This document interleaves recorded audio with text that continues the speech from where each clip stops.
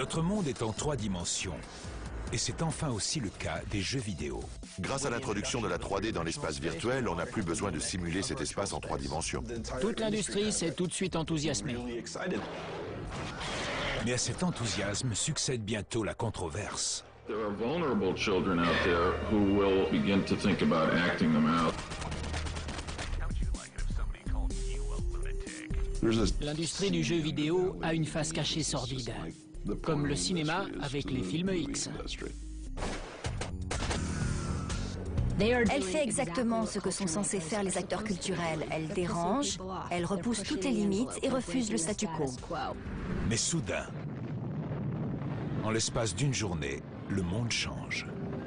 Le marché des jeux de guerre ne s'est pas du tout effondré après le 11 septembre. Au contraire, il a vraiment pris de l'ampleur. Ce ne sont pas les jeux qui les intéressent, c'est le recrutement. Ça fait partie du monde dans lequel nous vivons.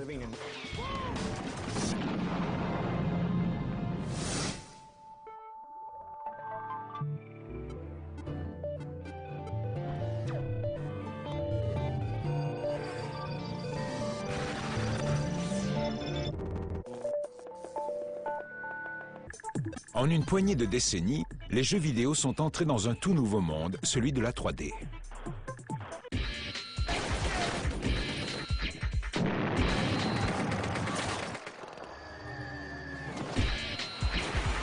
C'est ça le pouvoir du jeu. Il vous plonge dans un autre monde. L'évolution la plus importante pour les jeux vidéo a été le passage d'un graphisme en 2D à un graphisme en 3D. Le but ultime, ce dont on rêve tous, c'est l'équivalent de l'holodeck de Star Trek, avec un environnement complet dans lequel on se trouve immergé. Mais avant de pouvoir se plonger dans ces univers en 3 dimensions, les joueurs doivent survivre aux années 80.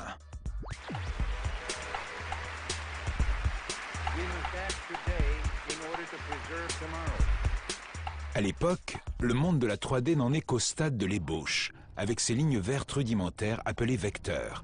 Le premier jeu s'appuyant sur cette technologie est Battlezone d'Atari. Tous les autres jeux de l'époque étaient en 2 dimensions et consistaient à se déplacer latéralement, comme dans Pac-Man, où on voyait le jeu du dessus, comme on observerait un rat dans un labyrinthe. Mais avec Battlezone, on avait le point de vue du protagoniste qui tire. On peut dire que ce jeu est le premier first-person shooter. Le jeu a de nombreux admirateurs, parmi lesquels l'armée américaine. L'armée a envoyé des représentants chez Atari pour leur expliquer que Battlezone leur plaisait beaucoup. Ils leur ont demandé de créer un prototype qu'ils utiliseraient ensuite comme outil d'entraînement pour leur futur char, le véhicule blindé d'infanterie Bradley.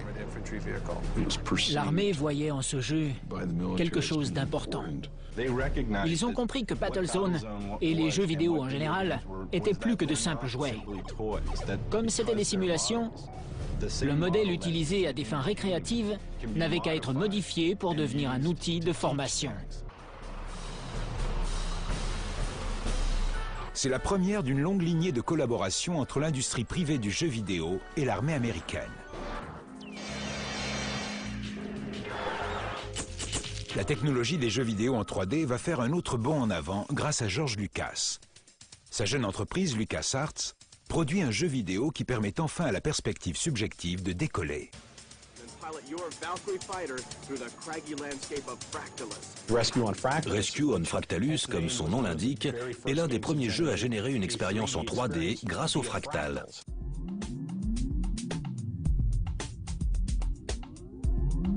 Une fractale est un algorithme récursif, une équation mathématique observée dans la nature. Elle permet de donner l'illusion de profondeur sur des formes simples.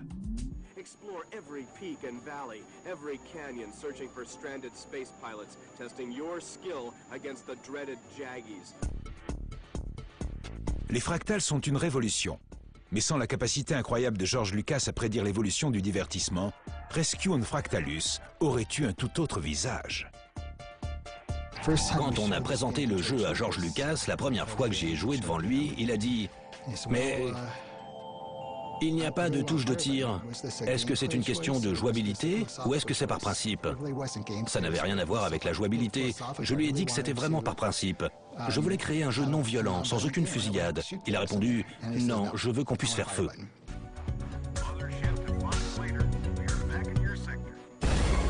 Dans les années à venir, non seulement le jeu de tir subjectif inclura une touche de tir, mais il propulsera le jeu vidéo dans des univers en 3D bien plus sophistiqués.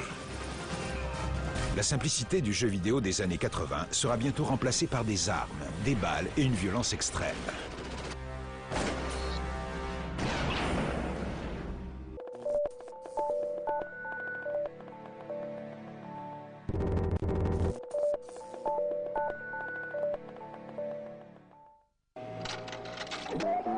Pourtant, les fractales et les vecteurs sont insuffisants pour matérialiser la vision des créateurs de jeux. Mais le jeu en 3D va faire un pas de géant dans les années 90 et c'est par l'intermédiaire des PC que cela se produira. Les ordinateurs en étaient à un point où ils pouvaient afficher suffisamment d'éléments à l'écran pour que les jeux semblent intéressants. On n'était plus prisonniers de la 2D. De nouveaux outils sont apparus dans les années 90.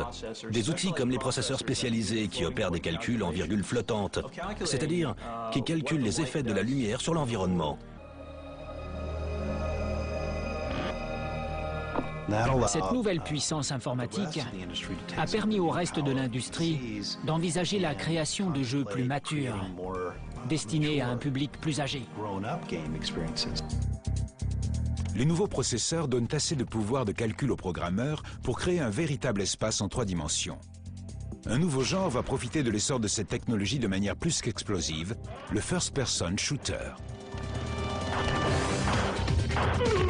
Un first-person shooter, c'est un jeu où l'on voit par les yeux du personnage, en point de vue subjectif. Le passage d'une perspective extérieure à une perspective subjective, cette puissance qui nous permettait d'avoir un point de vue complètement subjectif, c'était quelque chose que je n'avais encore jamais vu. Dans ces jeux, quand on vous tire dessus, c'est vraiment sur vous qu'on tire. Ça a vraiment changé la façon d'appréhender le jeu, parce que ça faisait peur. On considère que le first-person shooter moderne est né avec Wolfenstein 3D. Il n'y a rien de plus marrant que de descendre tout un tas de nazis avec une mitrailleuse Gatling. Bon, peut-être que si, mais ça reste quand même excellent. Derrière le jeu de massacre le plus sanglant, le plus rapide et le plus violent de l'époque, se cachent 2 cerveaux, John Romero et John Carmack, 2 joueurs sur la même longueur d'onde qui travaillaient ensemble chez Softdisk en Louisiane. Ils se sont connus parce qu'ils travaillaient dans la même société. Ils ont remarqué qu'ils étaient tous les 2 des joueurs. John Romero était extraverti avec beaucoup d'humour et de personnalité. John Carmack, lui, était un petit peu plus réservé. La grande réussite de Carmack a été d'apporter toute cette vitesse dans le jeu, ainsi qu'un graphisme de grande qualité. Il a rendu les déplacements si vifs que ça n'avait vraiment plus rien à voir avec tout ce qui avait été fait jusque-là. On ne pouvait pas vraiment faire tout ce qu'on voulait. Pour les graphismes de Wolfenstein, on avait un moteur limité, alors on a un peu sacrifié le décor pour favoriser la vitesse. Wolfenstein 3D inaugure un nouveau style de jeu et compense ses lacunes visuelles grâce à son ambiance musicale.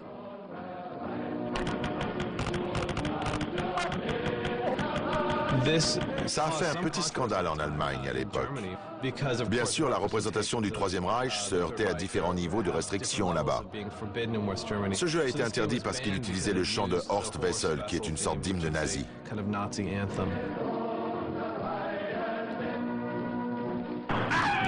On s'est retrouvé sur la liste noire en Allemagne. Là-bas, il était interdit de montrer des symboles nazis comme l'aigle, par exemple. Impossible. Et on ne pouvait pas non plus montrer autant de violence. Ils ne veulent pas faire de vagues. Wolfenstein 3D est aussi controversé que populaire. Mais très vite, ses créateurs proposent un nouveau titre, encore plus provoquant et plus gore, Doom. En 1993, il repousse les frontières d'un monde virtuel au bord de l'implosion. Doom est né de la technologie. L'intérêt de Doom, c'était d'utiliser un moteur beaucoup plus puissant que pour Wolfenstein et de proposer des sols et des plafonds avec différents niveaux et des variations d'éclairage. Dans Doom, on incarne un soldat de l'espace qui se retrouve dans un enfer. Et là, il affronte des monstres et tout un tas d'ennemis surnaturels. Doom offre aux joueurs une trame plus élaborée que dans Wolfenstein 3D, mais aussi un arsenal d'armes plus étendu et de nouvelles façons de venir à bout de créatures démoniaques.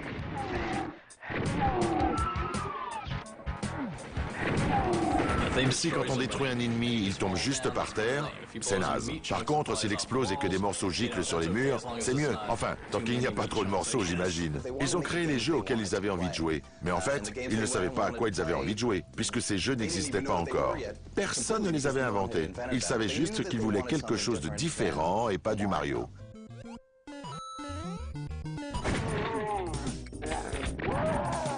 La violence du first-person shooter, cette espèce d'horreur absolue, tient vraiment de l'exutoire pour les adolescents. C'est quelque chose qui leur parle comme le rock'n'roll parlait à leurs parents. C'est une manière d'exprimer des sentiments qu'ils n'arrivent pas à formuler. Les ados des années 90 accueillent ce nouveau genre plein de noirceur à bras ouverts.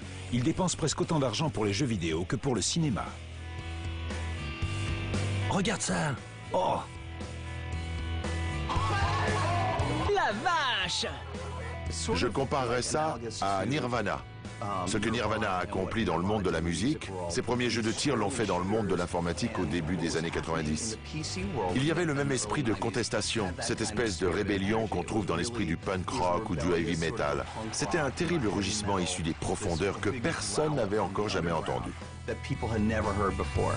Ça a divisé la société, avec d'un côté ceux qui ne comprenaient pas et qui en plus voyaient dans les jeux vidéo quelque chose de mauvais qui causerait la perte de la société. On peut considérer que Doom est le jeu de la génération X par excellence. Rien que le nom en lui-même, Doom, soit fatalité. C'est l'un des concepts les plus cyniques qui soit, puisque de toute façon, tu vas mourir.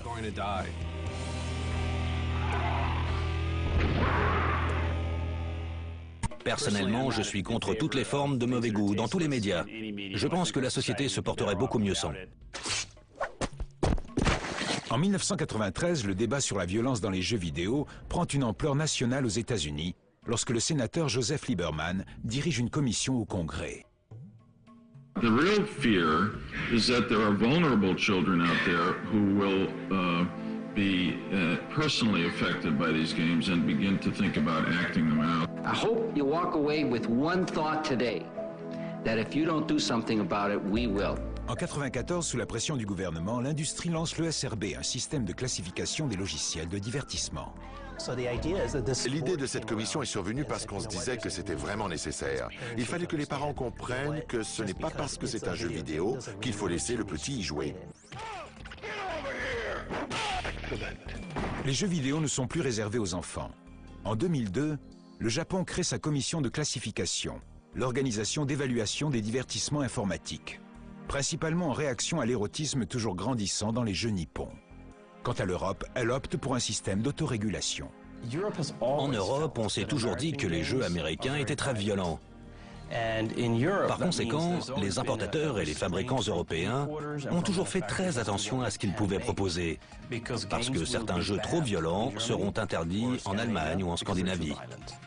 Dans ce débat sur la violence dans les jeux vidéo, bon nombre de détracteurs s'appuient sur une tragédie marquante de l'histoire américaine. En 1999, Eric Harris et Dylan Klebold abattent 12 de leurs camarades de classe dans le lycée de Columbine, dans le Colorado. Les meurtriers finissent par retourner leurs armes contre eux. Ils étaient tous les deux des fans de Doom. Lors des semaines précédant la fusillade, ils y ont joué nuit et jour. Columbine a été une immense tragédie, diffusée à la télévision à très grande échelle. Et tout le monde voulait essayer de comprendre le pourquoi. Le lendemain du drame, on a vu les policiers sortir de chez ces deux gamins avec de grands sacs plastiques. Et dans ces sacs, on voyait le jeu Doom. Quand on revoit tout ça après Columbine, on se dit que c'est assez glauque. Ils se sont entraînés à semer la mort, c'est comme une sale blague morbide. Donc, après la fusillade, les gens ont commencé à associer la peur des jeux vidéo avec la peur de Columbine. Et d'un seul coup, on s'est retrouvé avec une espèce de psychose à ce sujet. Ils étaient désensibilisés, et ça n'avait rien à voir avec les jeux vidéo. C'était deux souffres-douleurs. Ils avaient l'impression d'être totalement incompris, et tous les ados connaissent ça. Mais ces deux ados avaient quelque chose de spécial, comme certains ont des anomalies génétiques. À cette époque, les rayons débordaient de jeux violents. Ils auraient pu être attirés par n'importe lequel d'entre eux. Il se trouve que leur choix s'est porté sur Doom, sans doute parce que c'était le titre le plus connu. Même des gens qui étaient des activistes pour les droits civiques dans les années 60 trouvent que ce jeu est une horreur. Au lieu d'y voir ce grand élan, ce déferlement d'expression. Il est peut-être plein de violence et de colère, mais il faut qu'on écoute ce qu'il essaie de nous dire sur notre culture, au lieu de croire que c'est un objet néfaste. Quand des parents voient leur enfant devant son ordinateur tuer des choses sans arrêt, ils ne comprennent pas le processus intellectuel que le jeu suscite dans l'esprit du joueur. Ils ne voient que la représentation physique. Et c'est là qu'ils paniquent. Mon Dieu, ça entraîne mon enfant à tuer. Il y a aussi une certaine crainte de la technologie elle-même qui entre en jeu, parce qu'ils ne la comprennent pas vraiment. Le fait de ne pas comprendre les effraie encore davantage. Les jeux vidéo ont pris la place du rock'n'roll. C'est la dernière mauvaise influence en date. Bientôt, on trouvera quelque chose de nouveau à critiquer et on pourra lui faire porter le chapeau pour de nouvelles morts. Doom ne sera pas le dernier FPS à susciter la polémique. Dans les années qui suivent, des jeux controversés apparaissent aux quatre coins du monde. Au Royaume-Uni, la société écossaise Traffic Games explore l'assassinat de John Fitzgerald Kennedy, le complot mondial le plus célèbre de tous les temps. En 2004, Traffic a sorti un jeu appelé JFK Reloaded. En résumé, c'était une simulation des événements liés à la mort de John Fitzgerald Kennedy. Avec ce jeu, on a voulu donner une opportunité unique aux joueurs, faire l'expérience de cet assassinat à travers la lunette de Lee Harvey Oswald. Les créateurs du jeu ont religieusement étudié le rapport de la commission Warren et ils passent 10 mois à façonner leur jeu avant de le rendre disponible en ligne. On a créé un modèle balistique très proche de la réalité, que ce soit pour la vitesse de la balle, pour la vitesse du vent à ce moment-là de la journée, ou pour la vitesse de la voiture. On s'est servi de ces différents facteurs pour créer une simulation aussi proche de l'événement réel que possible. Officiellement, l'intérêt du jeu était de nous montrer si oui ou non la commission Warren avait fourni une représentation exacte de ce qu'il a pu se produire. Mais en réalité, c'est un jeu où on tire une balle dans la tête de Kennedy.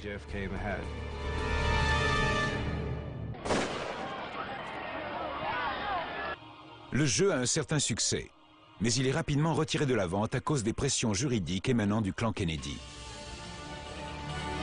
En Amérique, le jeu Border Patrol place le joueur sur la frontière entre le Mexique et les États-Unis. Le but du jeu est d'abattre les Mexicains tentant de passer la frontière clandestinement. KZ Manager met le joueur aux commandes d'un camp de concentration à l'époque de l'Allemagne nazie. Et le jeu de rôle Super Columbine Massacre RPG permet d'incarner les deux meurtriers dans la fusillade du lycée de Columbine. À première vue, ça glorifie les actions de ces deux tarés qui ont fait un carton dans leur lycée. L'industrie du jeu vidéo a une face cachée sordide, comme le cinéma avec les films X. Certains choisissent de tremper dans cette mare nauséabonde, et d'autres choisissent de ne pas le faire.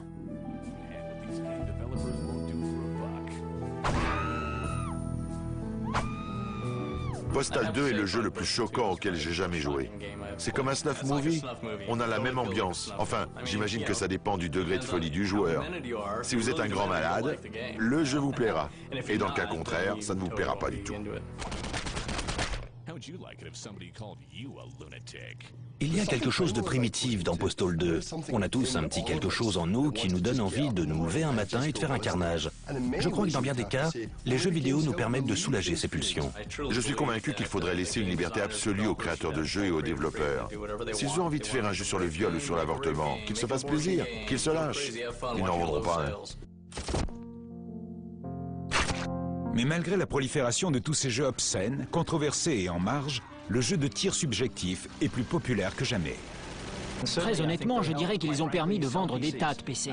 Aujourd'hui, certaines sociétés élaborent des PC et des ordinateurs portables extrêmement pointus, spécifiquement créés pour un public de joueurs.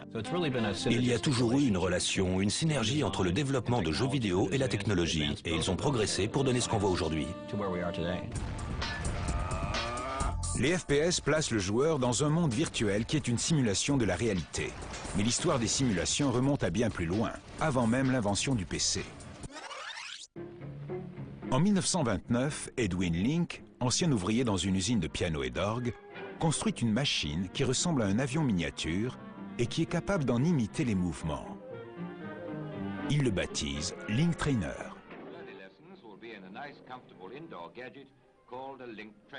Which never leaves the ground. Through the headphones, you'll receive instruction while you're learning to juggle with the controls. On le perçoit d'abord comme un jouet. Mais lorsqu'à la fin de la décennie, tous se préparent à la Seconde Guerre mondiale, des commandes pour le simulateur de Link arrivent en masse des quatre coins du monde. Les forces armées du monde entier ont encouragé le développement des techniques de simulation par pure nécessité. Ça coûte beaucoup moins cher de former un pilote avec un simulateur qu'avec un véritable avion. Pendant la Deuxième Guerre mondiale, il fallait former beaucoup de pilotes, et très vite. C'est ce qui explique que l'accent ait vraiment été mis sur ce type de technologie à ce moment-là. Ces premiers simulateurs étaient en grande partie mécaniques. Edwin Link a jeté les bases de ce qui deviendra un marché de plusieurs milliards de dollars, mais c'est bien la série des Flight Simulators de Microsoft, lancée en 1980, qui introduira la simulation de vol en 3D dans les ordinateurs. L'évolution des Flight Simulators reflète bien celle de Microsoft Game Studio. Le premier simulateur utilisait toute la puissance dont les PC de l'époque disposaient pour créer cette expérience de vol. En le revoyant aujourd'hui, son aspect visuel peut faire sourire, mais à l'époque, il était à la pointe de la technologie.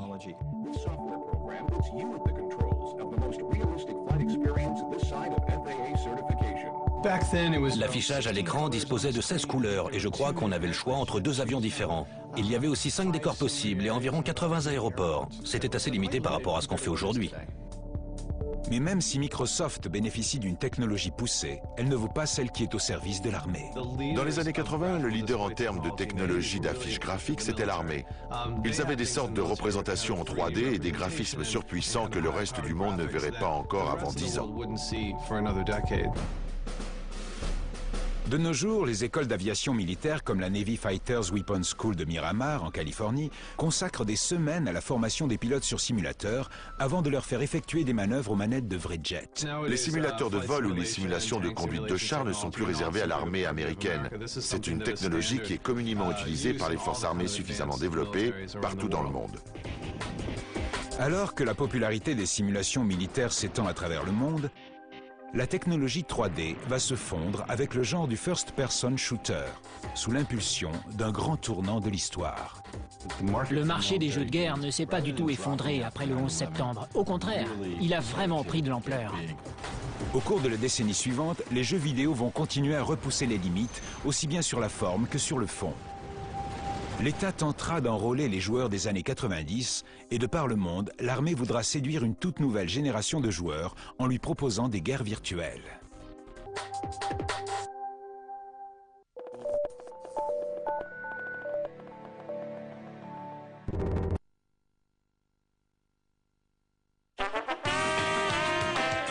Alors ça, je vois. Ça, je vois. Mais alors ça... Comment c'est fait? Tous les soirs à 20h20 sur Discovery Channel.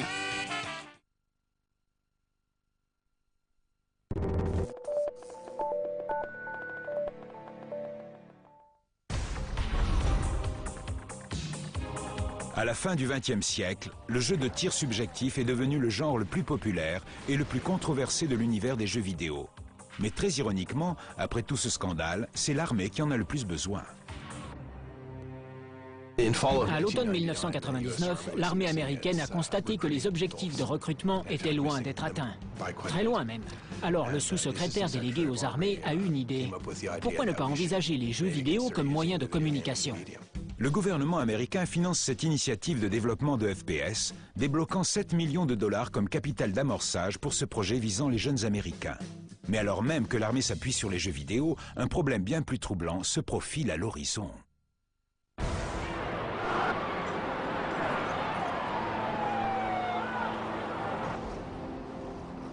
Le 11 septembre a eu des répercussions sur l'industrie du jeu, comme ça a eu des répercussions sur le monde en général. Ce qui était normal jusque-là ne l'était plus. On ne peut pas négliger cet événement. Même en Europe, ça a affecté la vie de tous les jours. Dès qu'on voyage, dès qu'on prend l'avion, ce n'est plus pareil. Le monde change. Après le 11 septembre, ce projet, dont le développement par le département de la Défense a déjà bien avancé, semble plus urgent que jamais. Le dernier projet de l'armée est donc un jeu vidéo, America's Army.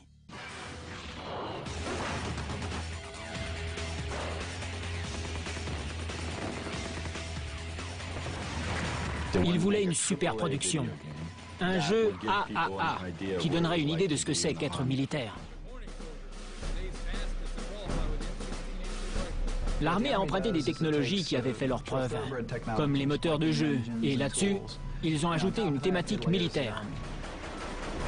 Le jeu America's Army a entièrement été conçu comme une simulation réaliste de l'entraînement des militaires. Dans les jeux normaux, on peut se marrer et tirer sur ses potes. Si on fait ça dans America's Army, on se retrouve au trou.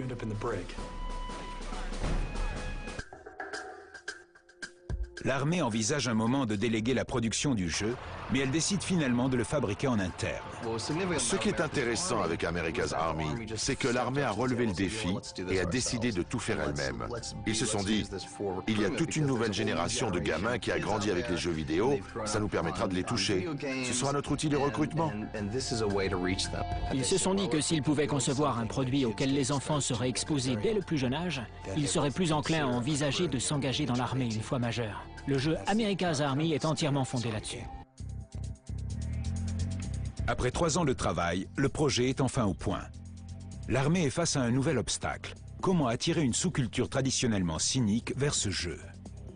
On a contacté une société de Los Angeles, United Minds, pour qu'ils nous aident à vendre America's Army, à entrer en contact avec la culture populaire. America's Army est ensuite présenté lors de l'E-Cube, un grand salon international du jeu vidéo qui a lieu chaque année à Los Angeles. En mai 2002, le public découvre enfin America's Army. Ça a été une vraie surprise. On s'est retrouvés à la une du LA Times et on a parlé de nous dans le Game Show Daily. Lors de cette première semaine, notre site internet a littéralement été pris d'assaut par des jeunes qui souhaitaient obtenir un exemplaire du jeu.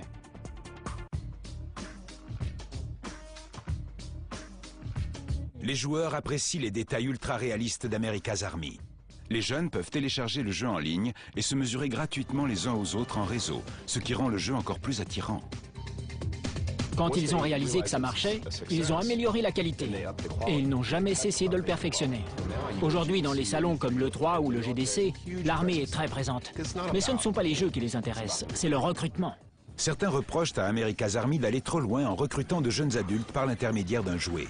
Après tout, le gouvernement qui s'est attaqué à l'industrie des jeux vidéo à peine 10 ans plus tôt s'appuie désormais sur son propre jeu de tir subjectif pour séduire les adolescents.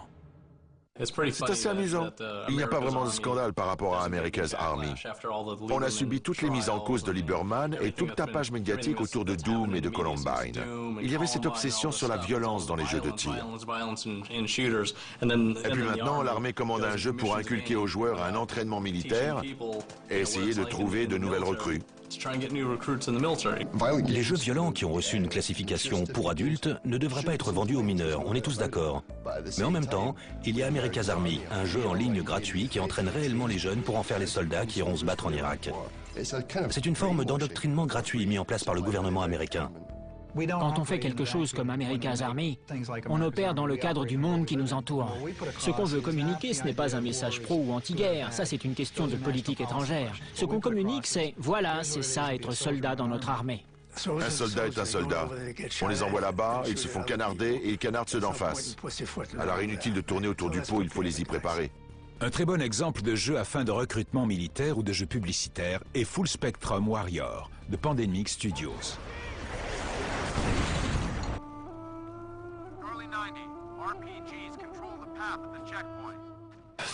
Full Spectrum Warrior est un simulateur qui reproduit des manœuvres tactiques en escadron. C'est un jeu à la troisième personne, c'est-à-dire que vous n'êtes pas plongé dans le jeu comme l'un des personnages. C'est plus ou moins à vous de donner des ordres. C'est presque un jeu de stratégie en temps réel. Contrairement à America's Army, ce jeu est né de la collaboration d'une société privée de création de jeux et d'une institution financée par le gouvernement, l'Institut de technologie créative. L'ICT est l'Institut des technologies créatives de l'Université de Californie du Sud. C'est un centre de recherche affilié à l'université financée par l'armée américaine. Ce centre, qui a ouvert ses portes en 1999 grâce à une bourse de 45 millions de dollars, a été conçu pour faire entrer les jeux vidéo dans l'armée et vice-versa. L'idée derrière la création de ce centre, c'était d'associer ce que le divertissement faisait de mieux à une partie du budget de l'armée pour fabriquer des produits profitables aux deux secteurs. Même si Full Spectrum Warrior a fini par sortir sur le marché, ce jeu a d'abord été conçu pour l'entraînement tactique des soldats de l'armée américaine. Il a même été adapté pour les marchés de Singapour et du Royaume-Uni. Le soldat du 21e siècle doit connaître beaucoup de choses en dehors du maniement des armes. Il doit connaître tous les systèmes qui l'entourent, savoir communiquer avec les avions sans pilote. Il fait partie d'un système très complexe. Fort Benning, en Géorgie, est un camp d'entraînement au combat rapproché et tactique. Les soldats s'y entraînent grâce à des simulateurs sophistiqués avant d'être mis en situation réelle de conflit. On fait venir nos unités ici et on les fait passer dans ce simulateur de réalité virtuelle. Là, ils accomplissent des manœuvres de combat et des opérations tactiques, exactement comme ils le feraient dans le monde réel. Mais l'utilisation des jeux vidéo pour l'entraînement et le recrutement des soldats n'est pas le terrain de jeu réservé des États-Unis. La simulation militaire est désormais un phénomène planétaire.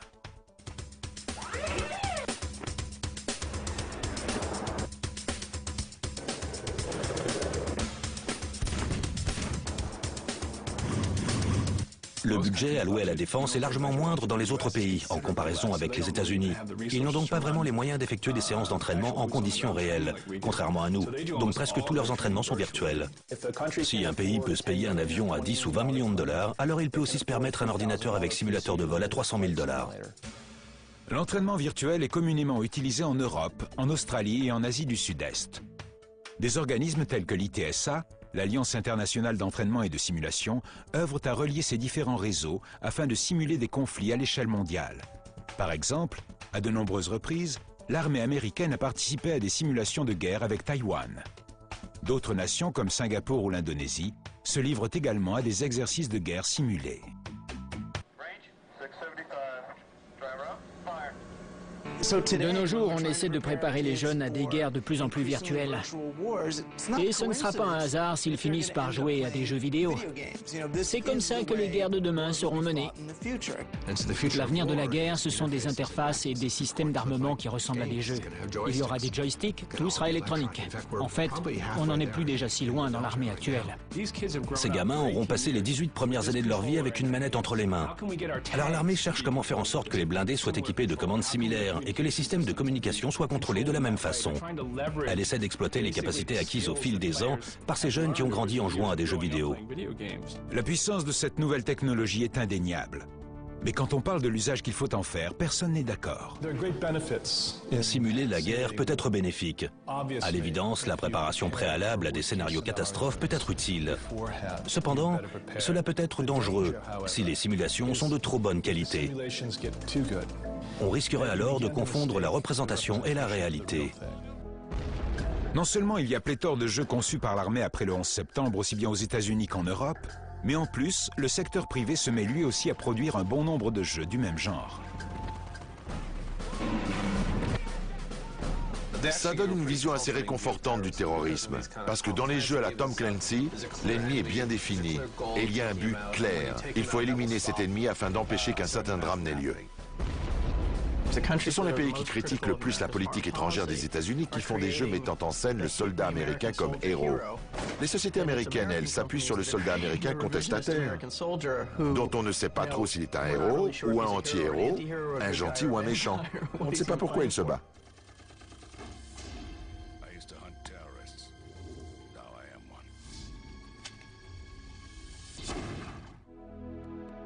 Des sociétés comme Kuma Games, un site web financé par la publicité, exploitent des conflits bien réels alors même qu'ils éclatent dans le monde. S'il se passe quelque chose dans la guerre en Irak ou dans la guerre en Afghanistan, les codeurs se mettent immédiatement au boulot pour recréer cet événement ou cet affrontement. Moins d'un mois après, vous pouvez y jouer sur votre PC. Cette société offre même des simulations de conflits qui n'ont pas encore eu lieu, comme avec leur série très controversée Assault en Iran. Le président Bush a déclaré à la télévision que toutes les options sont sur la table en ce qui concerne l'Iran. Ensuite, le président iranien a fait une déclaration où il disait que les États-Unis ne pouvaient pas envahir son pays, contrairement à ce qu'ils avaient fait en Irak. Kuma exploite la controverse en créant un scénario où une unité d'assaut américaine est envoyée en Iran pour neutraliser une cible nucléaire.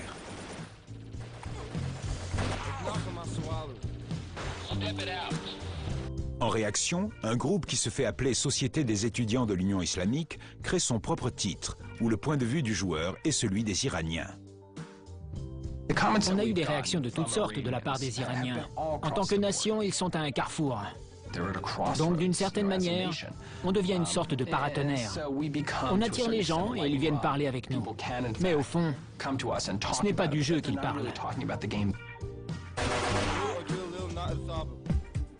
C'est une expérience interactive vraiment très intéressante, du moment que ces expériences sont développées dans un souci d'exactitude et par des gens qui veulent sincèrement promouvoir la connaissance et l'apprentissage, et pas des gens qui cherchent juste à faire du bénéfice. Comme pour beaucoup de jeux de guerre privés, Kuma a recours à des consultants, qu'il s'agisse de militaires actifs ou de conseillers à la retraite. Il y avait une espèce de relation accidentelle entre l'utilisation des jeux pour la guerre stratégique et l'utilisation des jeux à but récréatif. Dès que l'une des sphères avançait, ça affectait l'autre sphère. C'était comme un effet secondaire accidentel. Et dernièrement, disons au cours de la dernière décennie, la relation accidentelle qui liait ces deux mondes est devenue une collaboration réfléchie et tout à fait planifiée.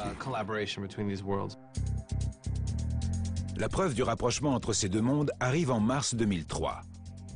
Alors que les États-Unis envahissent l'Irak, Sony dépose les droits d'exploitation du nom de code de l'opération américaine Shock and Awe. Il semble que ce sera le titre d'un futur jeu sur PlayStation.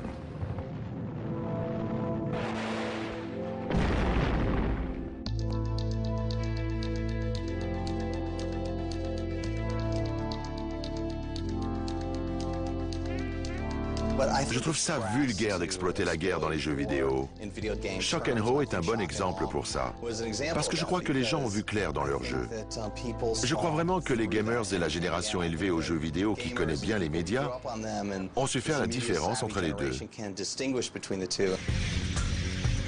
La technologie des jeux vidéo en 3D et les jeux de tir subjectif sont désormais indissociables de l'entraînement, des simulations et du recrutement militaire. Mais le monde occidental n'est pas le seul à s'adapter à ces nouvelles utilisations. Après le 11 septembre, on a découvert que certains terroristes s'étaient préparés aux attentats en jouant au jeu Flight Simulator de Microsoft. Donc, on a introduit cette idée. Si les jeux sont semblables à notre système d'entraînement militaire, que tout le monde y a accès et que ce savoir est complètement démocratisé, qu'est-ce que ça implique ?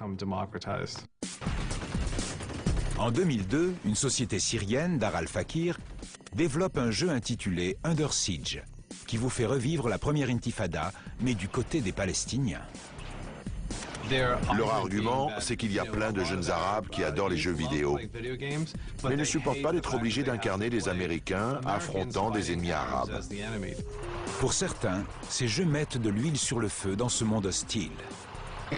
Je pense que si on considère la structure du monde dans lequel nous vivons, et surtout le monde qui est influencé par les jeux vidéo en ce qui concerne la guerre, il semblerait que cela dépersonnalise la guerre. Cela lui retire son visage humain.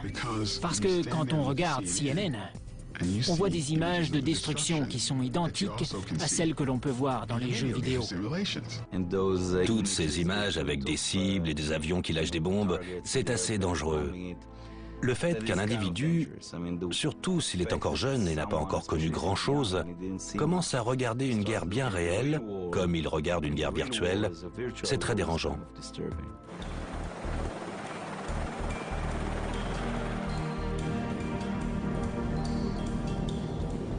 La guerre ressemble à un jeu vidéo de nos jours. Mais il y a un principe de base qui la différencie des jeux vidéo. L'une des choses qui nous attire dans les jeux, c'est de pouvoir agir sans les conséquences. C'est pour ça que des jeux comme America's Army mettent mal à l'aise. En réalité, la guerre entraîne la pire des conséquences, la mort d'autres êtres humains et peut-être notre propre mort.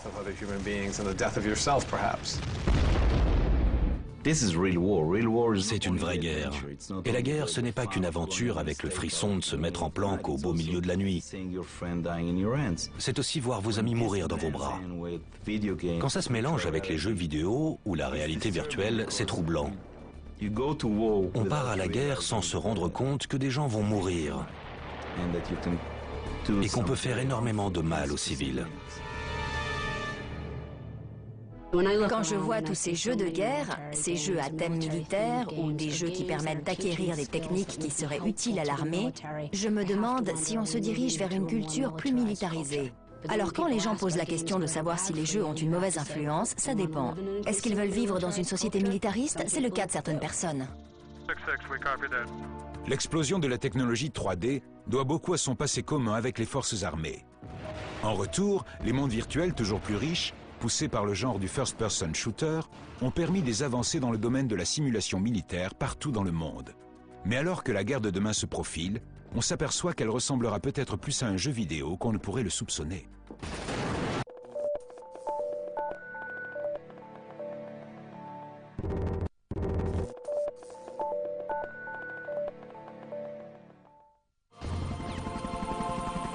La technologie des jeux vidéo en 3D a évolué et le monde émergent du jeu vidéo sort de son espace virtuel pour accomplir des tâches militaires bien réelles.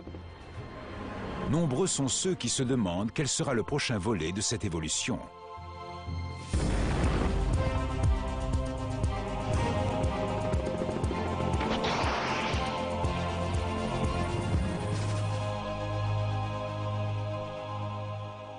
Il y a une espèce d'escalade idéologique à travers la technologie des jeux vidéo.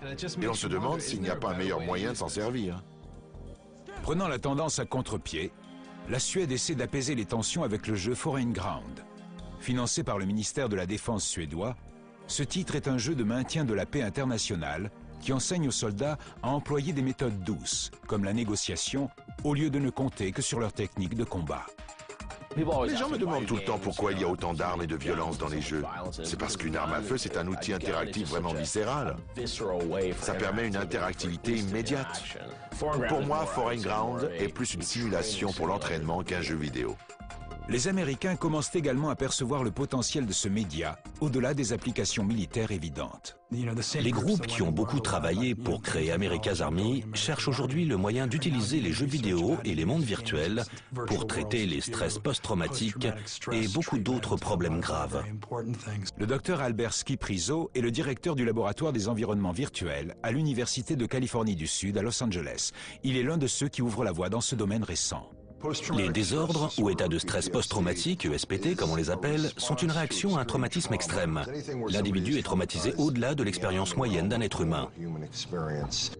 Le docteur Rizzo a recours à des séances d'exposition à la réalité virtuelle qui s'appuient sur la technologie 3D pour aider les vétérans à surmonter leur stress post-traumatique.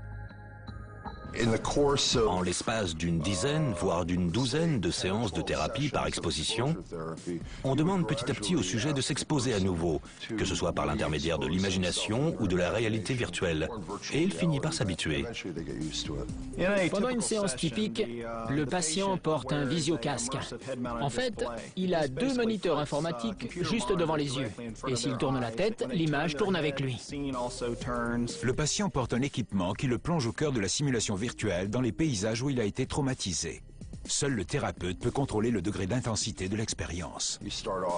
On commence par le niveau d'exposition le plus bas. On avance étape par étape en commençant par ce que le patient peut supporter. Une fois qu'il s'est adapté à une exposition à un environnement très basique, on ajoute des choses comme une explosion. La thérapie par exposition par l'intermédiaire de jeux vidéo en 3D s'applique à des cas autres que le stress post-traumatique. Lancée en 1997 pour soigner les vétérans de la guerre du Vietnam, la thérapie par exposition à des réalités virtuelles est aujourd'hui utilisée dans bien d'autres cas. On s'en est servi en lien avec le drame du World Trade Center, ou bien en lien avec des accidents de la route ou d'autres situations de combat en Europe. Les psychologues ne sont pas les seuls à vouloir un monde meilleur. Games for Change, un collectif d'artistes désireux de résoudre des problèmes complexes grâce aux jeux vidéo, a également recours à cette technologie, et ce, de manière innovante. Nous voulons dire que les jeux peuvent être utilisés à des fins autres que purement récréatives. Azi Bourak, ancien officier du renseignement dans l'armée israélienne, s'est allié à Eric Brown pour créer un jeu issu de la philosophie de Games for Change. Peacemaker est un jeu de simulation sur le conflit israélo-palestinien. L'aspect le plus important, c'est que vous pouvez jouer selon les 2 perspectives. Vous pouvez incarner le président palestinien ou le premier ministre israélien. C'est un jeu de simulation. On y a intégré beaucoup de restrictions, dans le sens où vous ne pouvez faire que ce que peuvent faire nos dirigeants. Mais vous pouvez jouer des 2 côtés. La politique internationale entre dans une nouvelle ère annoncée par le 11 septembre. Et c'est aussi le cas de la politique du monde virtuel. Nous vivons dans un monde qui semble être un peu plus dangereux chaque jour, où les nationalismes ne cessent de s'affirmer et où chacun se retranche et s'isole de plus en plus des autres. Mais heureusement, toutes ces nouvelles technologies viennent nous donner les moyens de dépasser les frontières et d'entrer en contact avec les autres. La technologie tisse des liens entre tous les pays et les jeux vidéo sont plus essentiels que jamais si nous voulons trouver le moyen de cohabiter. Finalement, une question se pose. La technologie des jeux vidéo finira-t-elle par nous détruire ou bien nous sauvera-t-elle de nous-mêmes? Dis donc, avec ce stylo, je peux écrire quelque chose qui sauvera des millions de vies. Avec ce stylo, je peux écrire quelque chose qui enverra des millions de gens à la mort. Oh mon Dieu, ce stylo détient un grand pouvoir. Le stylo n'a rien à voir là-dedans. Les jeux vidéo n'ont rien à voir là-dedans. Toutes ces choses ne sont que des accessoires, des leviers, des outils au service du cerveau humain. Nous sommes seuls en cause. Et même si c'est extrêmement tentant, on ne peut pas se décharger de toutes nos responsabilités, ni mettre nos décisions sur le dos de nos fabrications et dire que ce sont elles qui ont choisi pour nous.